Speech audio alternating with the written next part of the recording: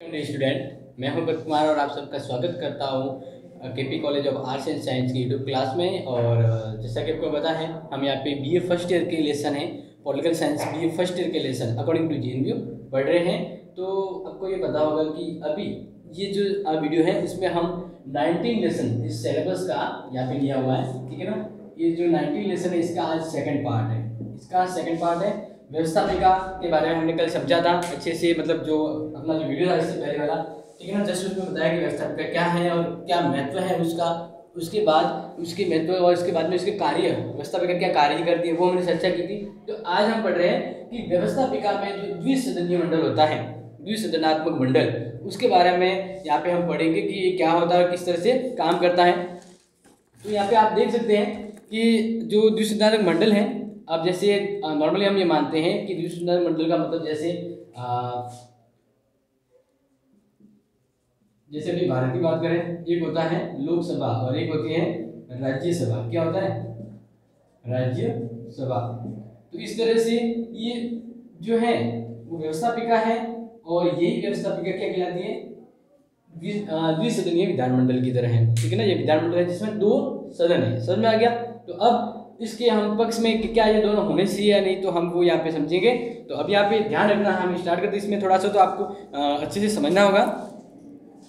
तो द्विसदनात्मक विधानमंडल के बारे में हम जब बात करें तो यहाँ पे सबसे पहले ध्यान रखना है कि व्यवस्थापिका का या तो एक सदन हो सकता है या फिर दो सदन हो सकते हैं। जैसे यहाँ पे कहा, तो लोकतांत्रिक शासन व्यवस्था के प्रारंभ में अधिकांश देशों में एक सदनात्मक व्यवस्थापिका थी, किंतु बाद में यह अनुभव किया गया कि प्रथम सदन की शक्ति पर थोड़ा नियंत्रण लगाने के लिए प्रथम सदन के जो नियंत्रण लगाना और साथ ही साथ वो जो कार्य कर रहा है उस कार्य को वापस कौन देखें, जो वो प्रथम सदन कार्य करता है उस कार्य को कौन देखें, तो उसकी देख रेख के लिए भी एक और सदन की स्थापना होनी चाहिए। और वर्तमान समय में कुछ छोटे देशों को छोड़कर प्राय सभी बड़े देशों में ऐसे द्विसदनात्मक विधानमंडल है, लोकसभा राज्यसभा जो भारत में ऐसे सब जगह पाई जाती है। जैसे अमेरिका में बात करें, अपने ब्रिटेन में बात करें, तो लगभग सब जगह यही है। वर्तमान में एक सदनात्मक होनी चाहिए या द्विसदनात्मक। इसका अब ये एक प्रश्न यहाँ पे ये पूछ रहा है या इस प्रश्न आ जाता है, क्या वर्तमान में शासन जो विधानसभा है जो वो एक सदन वाला है, जो विधानमंडल होता है वो एक सदनीय होना चाहिए या दो सदन होने चाहिए, एक सदन होना चाहिए या दो सदन। तो हम पढ़ेंगे कि द्विसदनात्मक होना क्यों चाहिए, क्यों द्विसदनात्मक विधानमंडल होना चाहिए। जो यहाँ पे हम बात करें कि जैसे लोकसभा राज्यसभा है तो ये दोनों होना चाहिए। तो इसके पक्ष में तर्क, यानी उसके पक्ष में क्या है कि जो होना चाहिए, और फिर इसके विपक्ष में देखेंगे क्यों नहीं होना चाहिए। तो पक्ष में क्या तर्क है तो हम पॉइंट के अकॉर्डिंग देखेंगे। पहला, यानी द्विसदनात्मक मंडल का मतलब है कि दो सदन होने चाहिए। तो अब ये हम यहाँ पे ये पढ़ रहे हैं कि द्विसदनात्मक व्यवस्थापिका के पक्ष में तर्क, यानी ऐसी व्यवस्थापिका जिसमें दो सदन है। तो अब ये हम यही पढ़ रहे हैं कि ऐसा होना चाहिए, जरूर होना चाहिए, और इसके पक्ष में हम तर्क दे रहे हैं कि ये कारण है जिस वजह से व्यवस्थापिका द्विसदनीय हो। तो पहला जो पॉइंट है जो इसके पक्ष में हम पढ़ेंगे यहाँ पे कंटिन्यू, तो ध्यान रखना है। नेक्स्ट हम बात यहाँ पे पहला बात करें प्रथम सदन की मनमानी पर रोक। जो प्रथम हम सदन की बात करें, जो प्रथम सदन होता है, जैसे हम यहाँ पे अपना जो प्रथम सदन की बात करें तो अपना प्रथम सदन कौन सा है? राज्यसभा। और ये कहलाता है द्वितीय सदन, ठीक है ना। तो अब हम यहाँ पे बात ये इसको वापस लिख दिया हमने, ये है प्रथम सदन, ठीक है ना, ये प्रथम सदन है। तो अब देखिए यहाँ पे पहला पॉइंट है कि क्यों होना चाहिए द्वितीय सदन, यानी दो सदन वाली व्यवस्थापिका क्यों होना चाहिए। तो पहला पॉइंट है प्रथम जो फर्स्ट होता है, यानी पहला जो प्रथम सदन की मनमानी पर रोक।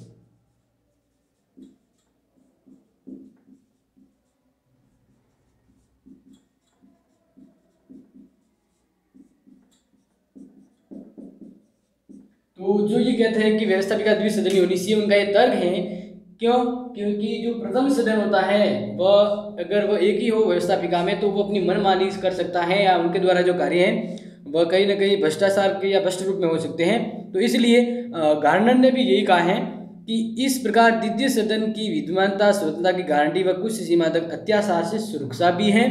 तो यहाँ पे ध्यान रखना है कि एक सर्वमान्य तथ्य, और एक ये बात सब जगह सबको लगभग ये पता है कि शक्ति भ्रष्ट कर सकती है, यानी जिसके पास ज्यादा पावर हो तो भ्रष्ट हो सकता है। जैसे हम बात करें रावण की, तो रावण के पास इतना ज्यादा पावर हो गया कि वह अपना नैतिक आचरण भूल गया और एक तरह से अनैतिक व्यवहार करने लग गया।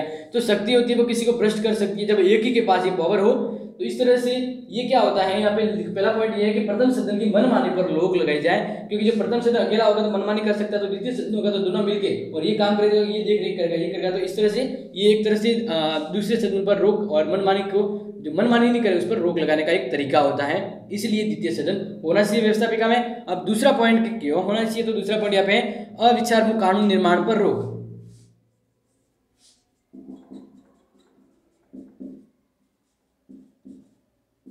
अविचारपूर्ण कानून निर्माण पर रोक,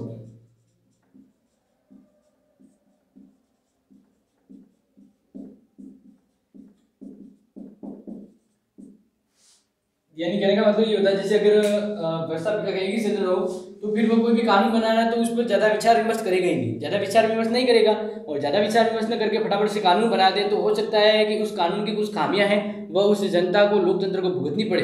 तो इसलिए द्वितीय सदन होता है तो क्या होता है कि एक सदन जल्दबाजी में अगर कोई काम करता है तो दूसरा सदन है उसके बाद वह प्रस्ताव जाता है तो उसको वापस विस्तार से देखता है, क्या ये जो कानून है या इस कानून का बनाया जाना इससे जनता को फायदा होगा या नुकसान होगा, तो इसके बारे में अच्छे से विचार हो जाता है, तो दूसरी बार उस कार्य को देखा जाता है। यानी जो पहला सदन है वो दूसरा सदन क्यों होना चाहिए, द्वितीय सदन क्यों होना चाहिए, क्योंकि अविचारपूर्ण कानून निर्माण पर रोक हो सके। जो फटाफट कोई अव्यवस्था हो रही है या फटाफट से कोई कानून बनाया जा रहा है जिस पर ज्यादा विचार नहीं किया जा रहा है, तो द्वितीय सदन इस पर रोक लगाता है क्योंकि इसको वापस देखता है। तो इस तरह से महत्वपूर्ण हो जाता है। जब एक ही काम है उस वक्त तभी स्पष्ट क्लियर होता है जब एक के पास से दूसरे के पास में जाए, मतलब एक के पास वो काम कर दिया उसने, अब दूसरा उसकी जांच करेगा तब वो आगे जाके उस कार्य में कोई गलती नहीं आती है। तो इसी तरह से द्वितीय सदन है वो प्रथम सदन पर रोक लगाता है।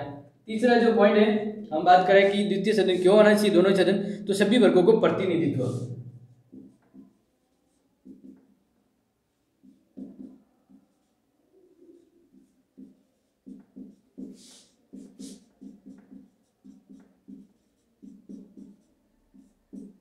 सभी वर्गों को प्रतिनिधित्व, क्योंकि जब एक ही सदन हो तो सभी वर्गों के प्रतिनिधि सरकार में नहीं, उस सदन में नहीं बैठ सकते, तो दो सदन होंगे तो लगभग सभी को बराबर अनुपात में वहाँ पे क्या सदस्य सीटें प्राप्त हो जाती है। तो इस तरह से सभी वर्गों को प्रतिनिधित्व मिल जाता है। तो यहाँ पे देखें, प्रथम सदन में शक्तिशाली राजनीतिक दलों से संबंधित निम्न व मध्यम वर्ग के सदस्यों का ही प्रतिनिधित्व होता है। यानी प्रथम सदन होता है वह कहीं ना कहीं राजनीतिक दल से जुड़े हुए जो प्रमुख व्यक्ति है वही उस सदन से जुड़ सकते हैं उनकी प्रभावशाली प्रतिनिधित्व के कारण।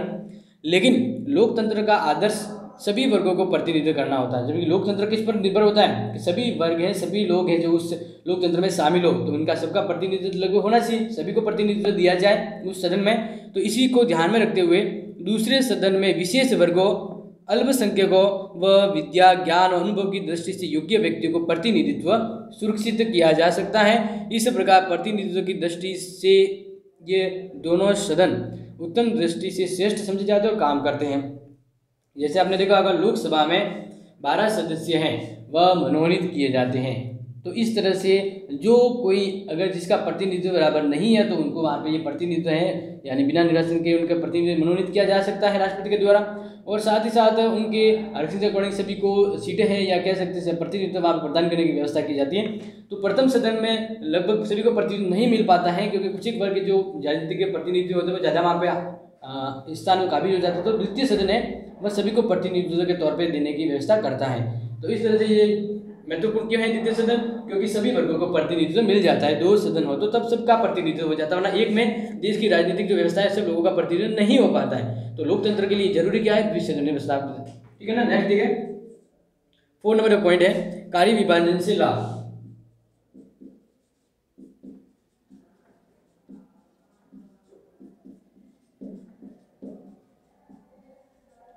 कार्य विभाजन से लाभ। अब इसको यहाँ पे इसलिए इंपॉर्टेंट ध्यान रखना है कि कोई भी कार्य है जब उस कोई देश के लिए जैसे बड़ा कोई कार्य है या एक साथ मतलब बहुत बड़ा कार्य है जो उस अकेले को हैंडल नहीं हो पा रहा, तो उस कार्य को अलग टुकड़ों में कर दे, विभाजन कर दे, वो कार्य जल्दी से सुलभता से होता है। वरना एक ही के पास सब कार्य आ जाए तो फिर वो उस कार्य के प्रति गुणवत्ता खो देगा, यानी गुणवत्ता नहीं रहेगी उस कार्य की और वह उस कार्य को जल्दी निपटाना चाहेगा। जबकि कोई बड़ा कार्य है तो जब सरकार के 2 सदन है तो वे बारी बारी से उस कार्य के विभाजन कर उस कार्य को व्यवस्थित और सुव्यवस्थित स्पष्ट रूप में कर सकते हैं। तो इस तरह से क्या होता है कि द्विसदनीय व्यवस्थापिका होने से कार्य विभाजन होता है और कार्य विभाजन में अच्छी गुणवत्ता लाभ होने की गुंजाइश रहती है। तो इस तरह से नेक्स्ट है जनमत निर्माण में सहायक। 5वां पॉइंट है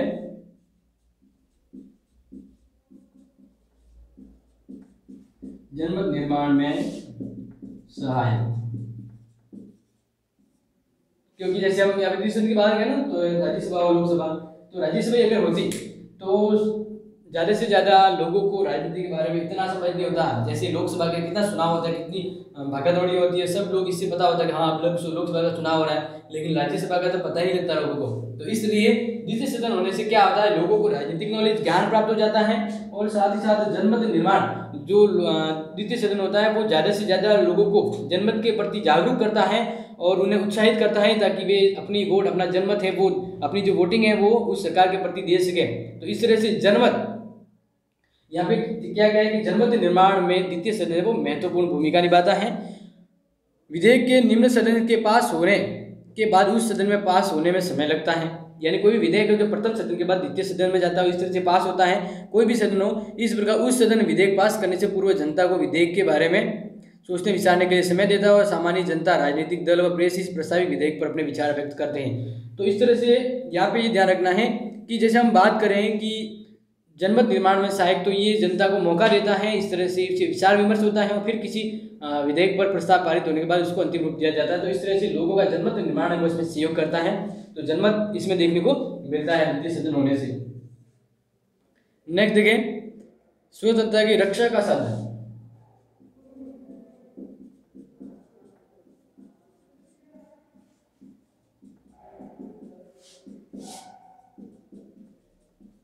नेक्स्ट यहाँ पे देखें, स्वतंत्रता की रक्षा का साधन द्विसदनीय व्यवस्थापिका है वो स्वतंत्रता की रक्षा के तौर पे काम करती है। वो कैसे देखें, यहाँ पे द्विसदनात्मक व्यवस्थापिका जनता की स्वतंत्रता की रक्षा के लिए अत्यंत आवश्यक है। यह नीतियों में संतुलन स्थापित करती है एवं अल्पसंख्यकों की रक्षा करती है। अल्पसंख्यकों को बराबर प्रतिनिधित्व मिलता है। जब दोनों सदन हो तो द्वितीय सदन में ये ध्यान रखा जाता है कि बराबर है प्रतिनिधित्व मिले। तो ये यहाँ पे महत्वपूर्ण ध्यान रखना है। आगे यहाँ पे ध्यान रखें कि हम जैसे यहाँ पे बात कर रहे हैं तो ये महत्वपूर्ण हो जाता है कि ये जो दो सदन हैं वे एक तरह से मिलजुल के काम करते हैं, और इस तरह से एक एक्टर ने दूसरे सदन को स्वतंत्रता की रक्षा का प्रमुख साधन माना है। यानी एक सदन है अगर वह स्वतंत्रता के प्रति ध्यान नहीं देता, तो दूसरा सदन है वह स्वतंत्रता के मूल्य औचित्य को पूर्ण तरह से ध्यान देता, लोकतंत्र में इसकी जो मर्यादा है वो बनाए रखता है। तो स्वतंत्रता की रक्षा तब होगी जब व्यवस्थापिका द्विसदनीय हो। लोकसभा, राज्यसभा जैसे भारत में वैसे सब जगह के द्विसदनीय विधानमंडल है, तो स्वतंत्रता की रक्षा है वो बखूबी हो सकती है। इस तरह से नेक्स्ट आगे देखें, 7 नंबर को जो पॉइंट हम चर्चा करें वो है कार्यपालिका की स्वतंत्रता में वृद्धि।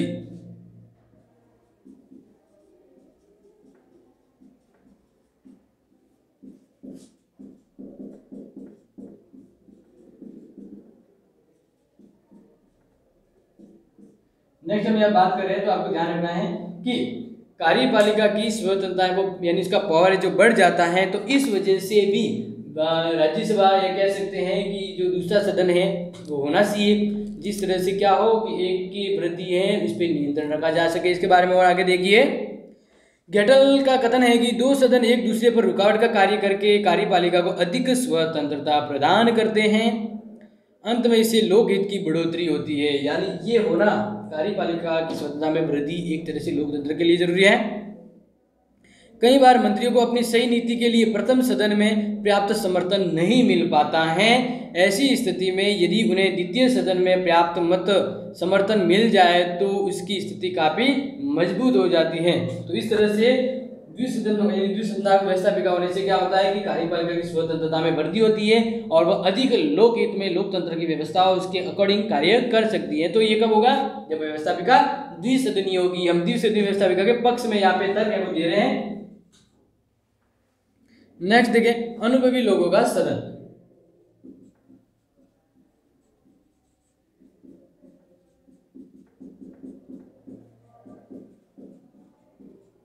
यहाँ पे देखना है जैसे हम बात करें लोकसभा और राज्यसभा, तो लोकसभा हर 5 वर्ष के बाद जो पुनः आती है, लेकिन राज्यसभा वैसा ही रहती है। तो यहाँ पे जो राजनीतिज्ञ जो बैठते हैं उनके पास ज़्यादा राजनीति का समझ और नॉलेज होता है, ठीक है ना, और वे अनुभवी होते हैं। जो एक सदन जैसे राज्यसभा की बात हो तो वहाँ पे जो बैठने वाले लोग ज़्यादा अनुभवी होते हैं, राजनीति में ज़्यादा उनको ज्ञान होता है। तो इस वजह से यहाँ पे क्या होता है, एक सदन है वो नया नवीनीकरण हर साल अगर आता रहता है, लोग बदलते हैं, लोकतंत्र का ये कार्यपालिका रूप में धारण करता है। लेकिन अगर राज्यसभा है तो यानी द्वितीय सदन होता है तो उसमें प्रभावी जनमानस होता है, उनके पास अनुभव होता है। तो इस तरह से क्या होता है कि जब सरकारें काम करती है तो एक अनुभवी सदन होना चाहिए और एक कार्यपालिका के रूप में तटस्थ होना, मतलब पूरी तरह से काम कर सके। यानी दो सदन होंगे तो एक होगा अनुभवी और दूसरा एक नवीन राजनीति में प्रवेश करने वाला सदन होता है। तो दोनों मिलकर कोई भी वर्तमान और ऐतिहासिक जो तथ्य है इसको ध्यान में रखते हुए ही कार्य करें। तो दूसरा सदन है वो अनुभवी के रूप में होता है, सरकार के कार्यकलाप और निर्णय में महत्वपूर्ण योगदान देता है। तो द्वितीय सदन इस तरह से महत्वपूर्ण हो जाता है। कई बार मंत्रियों को अपनी सही नीति के लिए प्रथम, ये तो हमने देख लिया है, यदि इंग्लैंड, अमेरिका, भारत, कनाडा आदि देशों के उच्च सदनों पर दृष्टि डाली जाए तो स्पष्ट हो जाता है कि इन देशों के उच्च सदनों के सदस्य राजनीतिक दृष्टि से बहुत अनुभवी होते हैं। ये अनुभवी व्यक्ति राजनीति में परिपक्वता, गंभीर आवश्यक अनुधार होते हैं। तो इस तरह से ध्यान रखना है। भारत में ये वाला है वो उच्च सदन कहलाता है। क्या कहलाता है? उच्च सदन, ठीक है ना। और ये कहलाता है निम्न सदन। तो ये भी आपको ध्यान रखना है। इस तरह से दो सदनीय व्यवस्थापिका द्विसदनीय होती है तो बहुत ही अच्छा एक लोकतंत्र के लिए महत्वपूर्ण हो जाता है। अब नेक्स्ट हम बात करें इसके अनुभव की, जैसे हम चर्चा की बात करें हैं तो जैसे हमने कहा कि क्यों द्विसदनीय व्यवस्थापिका होनी चाहिए, तो इसके लिए नेक्स्ट है संघ राज्य के लिए आवश्यक। 9 नंबर का अंतिम पॉइंट है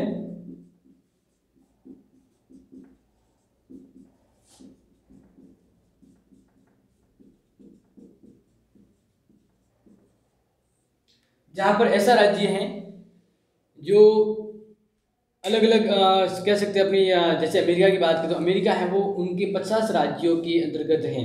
यानी 50 राज्य अलग अलग, उनके अलग अलग संविधान, लेकिन सभी मिलकर एक अमेरिका एक राज्य से बनता है। तो इसलिए वह वहाँ पर जो व्यवस्था है वो संघात्मक व्यवस्था है। तो ज़्यादातर भारत में भी यही है, लेकिन यहाँ पे मिला जुला रूप है एकात्मक संघात्मकता का। तो यहाँ पे क्या कहा है कि द्विसदनात्मक जो व्यवस्थापिका होती हैं वह ऐसे देश जो संघ राज्य हैं वहाँ पर द्विसदनात्मक व्यवस्था बहुत ही महत्वपूर्ण होती है, उनकी आवश्यकता भी वहाँ पे देखी जाती है। एक संघ राज्य में विभिन्न इकाइयाँ होती है और इनमें क्षेत्र और जनसंख्या की दृष्टि से बहुत अंतर होता है।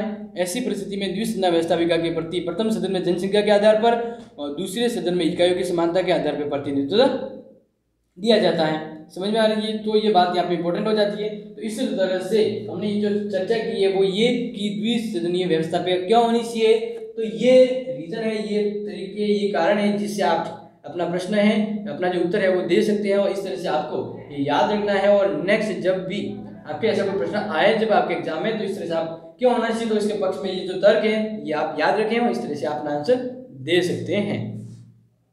अब हम पढ़ेंगे कि द्विसदनात्मक व्यवस्थापिका की ये तो खूबियां हैं, लेकिन द्विसदनात्मक व्यवस्थापिका नहीं होनी चाहिए उसके विपक्ष में क्या तर्क दे। नहीं होना चाहिए तो नहीं होने के पक्ष कह सकते हैं कि द्विसदनात्मक नहीं होना चाहिए। क्यों नहीं होना चाहिए तो उसके कारण बताओ कि इस वजह से द्विसदनात्मक व्यवस्थापिका नहीं होनी चाहिए, तो वो उसके कारण को हम यह चर्चा करेंगे। तो अब देखना है नेक्स्ट यहाँ पे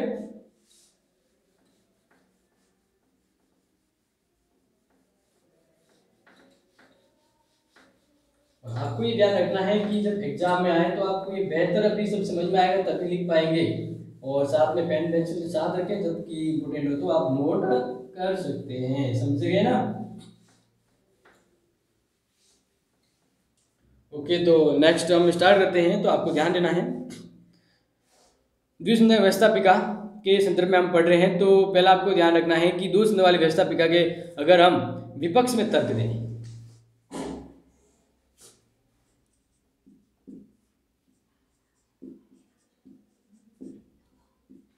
तो अब देखिए विपक्ष में हम तर्क की बात कर रहे हैं। तो अब ध्यान रखना है कि जब यहाँ पे ये कि नहीं होना चाहिए, ऐसा क्यों नहीं होना चाहिए, तो हम वही यहाँ पे तर्क देंगे कि द्विसदनात्मक व्यवस्थापिका नहीं, यानी दो सदन नहीं होना चाहिए। तो पहला, द्विसदनात्मक व्यवस्थापिका अलोकतांत्रिक हो जाती है।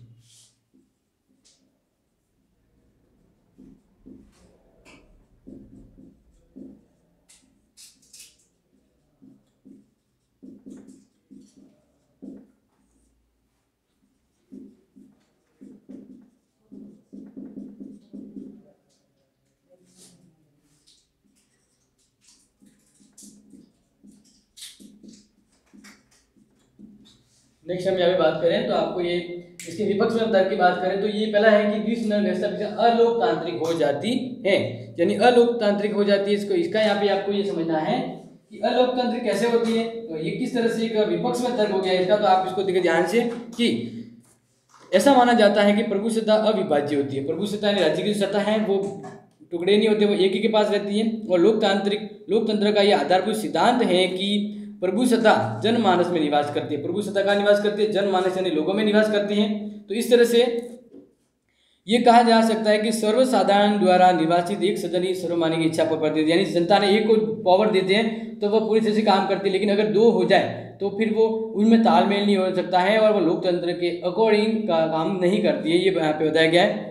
तो इस तरह से ये इच्छा का प्रतिनिधित्व करिए, लोगों की इच्छा का प्रतिनिधित्व वो नहीं कर पाएगा द्वितीय सदन, तो ये अलोकतांत्रिक हो जाता है। क्यों? क्योंकि लोगों के हित और लोगों के अनुसार ही जो तंत्र चलता है वो लोकतंत्र होता है। जब इस तरह से हो तो अलोकतांत्रिक हो जाता है। दूसरा हम यहाँ पे देखें रूढ़िवादिता का गढ़।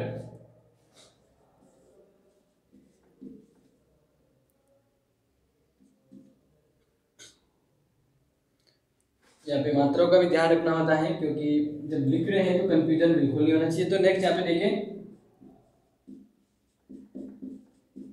रूढ़िवादिता का गढ़, मतलब जैसे हम बात करें दो सदन है, तो अगर दो ही सदन हो तो क्या होगा, जैसे लोकसभा ये तो हर साल नए नेता आते हैं, यानी करंट कह सकते हैं, परिवर्तित होती रहती है। लेकिन ये है इसमें कुछ ऐसे भी व्यक्ति हैं जो पुराने ख्यालों के भी बैठते हैं, क्योंकि ईसाई होती है तो कुछ व्यक्ति वो ज़्यादा समय तक यहाँ पर टिक सकते हैं। तो इस तरह से ये कह रहा है कि द्वितीय सदन होने से क्या होता है कि एक सदन है वो रूढ़िवादिता का गढ़ हो जाता है, वो नए परिवर्तन को ज़्यादा स्वीकार नहीं करता है, तो लोकतंत्र के लिए अनुकूल नहीं हो पाता है। इस बारे में देखें, क्योंकि द्वितीय सदन के सदस्य आयु में अपेक्षाकृत बड़े होते हैं। तो जैसे आपने देखा होगा लोकसभा बनने के लिए 25 वर्ष की आयु जरूरी होती है और राज्यसभा के लिए 30 वर्ष। तो यानी यहाँ पे जो राज्यसभा में जो बैठते हैं वो ज़्यादा एज वाले होते हैं, तो उनमें ये रूढ़िवादिता जो नए परिवर्तन को स्वीकार नहीं करने की दृष्टि वो ज़्यादा होती है। तो इस तरह से यहाँ पे कहा गया है कि द्वितीय सदन के सदस्य, ये यहाँ पे शायद थोड़ा सा कंफ्यूजन हो सकता है, क्योंकि प्रथम और द्वितीय सदन की जैसे बात की तो हो सकता है ये कंफ्यूजन हुआ, लेकिन आपको ध्यान रखना है कि दो सदन यहाँ पे होते हैं। तो इस तरह से यहाँ पे ध्यान रखें कि जो प्रथम सदन और द्वितीय सदन की जो बात करें, तो यहाँ पे आपको ये इंपॉर्टेंट और अच्छी तरह से ध्यान रखना है कि एक सदन में ये आयु में ज़्यादा होते हैं तो उसमें रूढ़िवादिता का ज़्यादा विचार देखने को मिलता है, और उनके द्वारा प्रत्यक्ष निर्वाचन मनोनयन या उत्तराधिकारी के आधार पर अपना पद प्राप्त किया जा सकता है। इसलिए यह रूढ़िवादिता का गढ़ बन जाता है, क्योंकि यहाँ पे जो प्रथम सदन में है कि उनके मार्ग में रुकावट डालता है। जैसे राज्यसभा पुराने ख्यालों की होती है क्योंकि वह स्थायी होती है, और वह लोकसभा यानी प्रथम सदन के कार्य में रुकावट डाल सकती है, तो ये देखा जाता है। इसलिए क्या होता है कि जो द्वितीय सदन होने से रूढ़िवादिता है वो ज़्यादा देखने को मिलती है।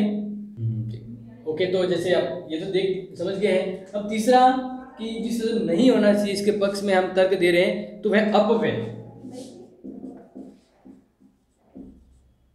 अपव्यय का मतलब ये समझना है कि दो सदन होते हैं सरकार में, ठीक है ना, या तो इस व्यवस्था के मतलब दो सदन होते हैं, तो दोनों जब काम करेंगे तो खर्चा भी ज्यादा आएगा, और एक के द्वारा काम होता है तो जल्दी और फटाफट हो जाएगा, डिसीजन भी जल्दी लिया जाता है। लेकिन जब दो सदन हो तो कोई प्रस्ताव बनाना है वो एक सदन में आएगा, वहाँ पे डिस्कस विचार होगा, वहाँ पे समय भी खर्च होगा, पैसे भी खर्च होंगे, और फिर वहाँ से पास होने के बाद द्वितीय सदन में जाएगा, और द्वितीय सदन में फिर वहाँ पे भी ये चर्चा विचार चलेगा, समय व्यय होगा, और इसके बाद वहाँ पे भी ये पैसे और समय की बर्बादी होगी। इसके बाद उस कानून को या उस प्रस्ताव को राष्ट्रपति के पास भेजा जाता है, वो कानून बनता है। तो इस तरह से दो सदन होते हैं, तो क्या होता है कि इसमें समय और पैसे की बर्बादी, यानी समय और पैसे ज्यादा खर्च होते हैं। दो सदन होने से ये लोकतंत्र पर भार बढ़ जाता है। अगर ये हम इसके विपक्ष में कहें कि नहीं होना चाहिए, क्यों नहीं होना चाहिए, क्योंकि अपव्यय बढ़ता है समय और धन का दोनों। तो इस तरह से द्वितीय सदन है वो नहीं हो, ये सही रहेगा। अब फिर आगे बात करें, चौथा जो नहीं होना चाहिए वो है संगठन की समस्या। हम यहाँ पे बात करें संगठन की समस्या, तो जैसे हम यहाँ पे बात करें तो आपको ध्यान रखना है, जिसे ये महत्वपूर्ण हो जाता है, ठीक है ना।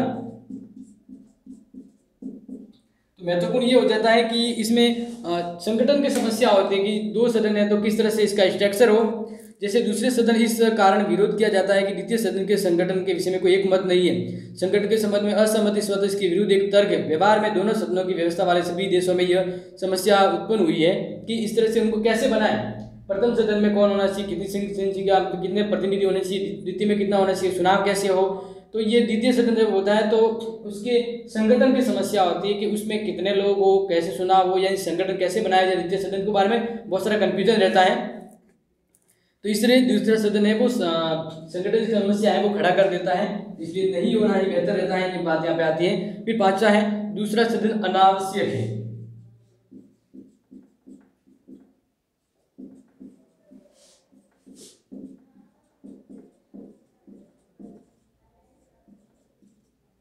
यहाँ पे हम बात करें तो दूसरा सदन जो द्वितीय सदन की जैसे हम बात करें यहाँ पे, जैसे अपने राज्यसभा की, तो काम तो वैसे टोटली लोकसभा जैसे व्यवस्था विभाग लोकसभा उसके द्वारा ज़्यादा कार्य किया जाता है।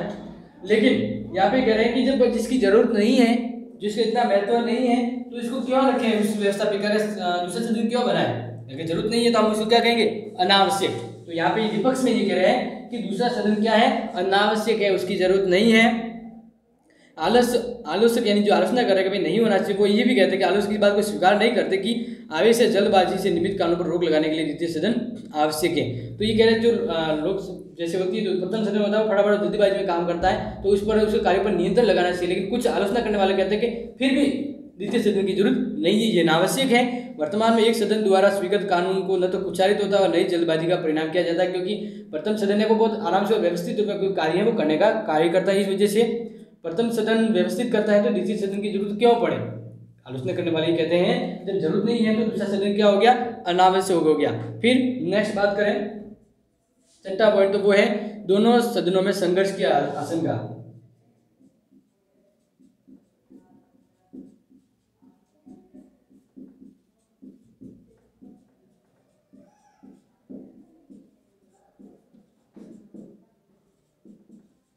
जब ये तो आपने देखा ही होगा, बहुत बार ये होता है, क्या होता है कि जैसे आपने देखा है कि दो सदन होते हैं तो फिर दोनों में गतिरोध और संघर्ष होने की संभावना रहती है। एक कोई कानून पारित करता है, एक सदन में प्रस्ताव आया, उसने कानून पास कर दिया, दूसरे ने मना कर दिया, दूसरे ने कहा नहीं ये गलत है, ये नहीं होना चाहिए। और ऐसा ही जब पहले द्वितीय सदन में कोई प्रस्ताव आता तो वो पारित करता और प्रथम सदन में भेजा जाता तो वो मना करता। इस तरह से क्या है ना, गतिरोध और प्रतिद्वंद या संघर्ष की स्थिति होती है। तो जो काम होना चाहिए समय पर वो नहीं हो पाता है, क्योंकि इस तरह से भी आपस में जो सदन होते हैं वो संघर्ष और प्रतिद्वंदी हो जाते हैं। तो दोनों होना संघर्ष की स्थिति होता है, जो लोकतंत्र में सही नहीं है। तो इसलिए कहा है दोनों सदनों में संघर्ष की आशंका रहती है।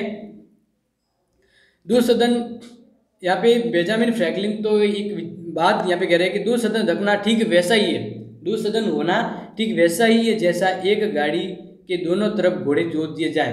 एक गाड़ी के दोनों तरफ, जैसे ये गाड़ी है, अब यहाँ पे भी घोड़ा और यहाँ पे भी घोड़ा है, अब ये इधर खींचेगा और ये इधर खींचेगा तो ये कभी भी अपने जगह जा ही नहीं पाएगा। जो यहाँ पे जिसको पहुंचाना ये रथ है, जो अगर इधर भी घोड़ा इधर भी करे तो दोनों अपनी दिशा में खींचेंगे, तो वो घोड़ा का या जो वो स्थान है जिसको वो व्यक्ति को जाना वो कभी नहीं जा पाएगा। इस तरह से दोनों में अपनी अपनी सर्वोच्चता बनी रहेगी कि मैं प्रमुख, मेरे द्वारा कानून चाहिए, वही कहेगा मेरे द्वारा। तो इस तरह से क्या होता है कि दोनों सदनों में संघर्ष की स्थिति बनी रहती है, तो इसलिए नहीं होना चाहिए, ऐसा कह रहे हैं। फिर अल्पमतों को प्रतिनिधित्व देने के लिए संतोषजनक नहीं है, ये आपको यहाँ पे ध्यान रखना है कि पहले कहा था कि अल्पमतों को प्रतिनिधित्व दिया जाता, लेकिन यहाँ पे कह रहे कि अल्पमतों को प्रतिनिधित्व देने हेतु ये द्वितीय सदन होना चाहिए, इसका कोई औचित्य जरूरी नहीं है, क्योंकि ये प्रथम सदन में हो सकता है तो द्वितीय सदन की जरूरत नहीं पड़ती है। तो इसलिए हमने ये जो तर्क देखे हैं वह अपने व्यवस्थापिका के द्वितीय सदन के विपक्ष में तर्क थे। तो इस तरह से हम आगे देखते हैं निष्कर्ष तौर पे कि क्या क्या होना चाहिए या नहीं होना चाहिए। हम ये पक्ष विपक्ष देख लिया है, तो अब इसके बारे में आप देखें आगे। यहाँ पे द्विसदनात्मक व्यवस्था की लोकप्रियता, इस वजह से हम यहाँ पे इसके महत्व को देखते हुए आगे देखते हैं कि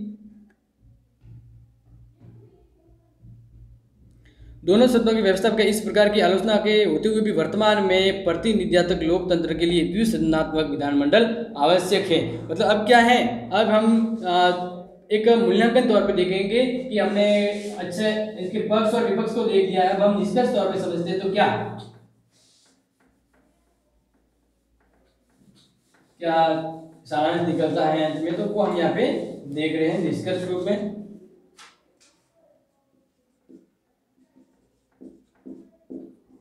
तो निष्कर्ष रूप में आप देखिए यहाँ पे, तो यहाँ पे क्या है कि वर्तमान में प्रतिनिधित्व लोकतंत्र के लिए दोनों सदनों का होना आवश्यक है, और इसमें संदेह नहीं कि यदि द्वितीय सदन पूर्ण जागरूकता के साथ प्रथम सदन द्वारा पारित किए गए विधेयक पर पुनः विचार करे तो लोकप्रिय सदन की जल्दबाजी और मनमान्यता पर रोक होती है। और ये भी बात सही है, क्योंकि पहला सदन वो जल्दबाजी में भी काम करता है, तो दूसरे सदन में वही प्रस्ताव आता है तो उस पर वो आराम से विस्तार करके उसकी कमियां हैं वो निकाल देता है, तो इसलिए द्वितीय सदन होना जरूरी है।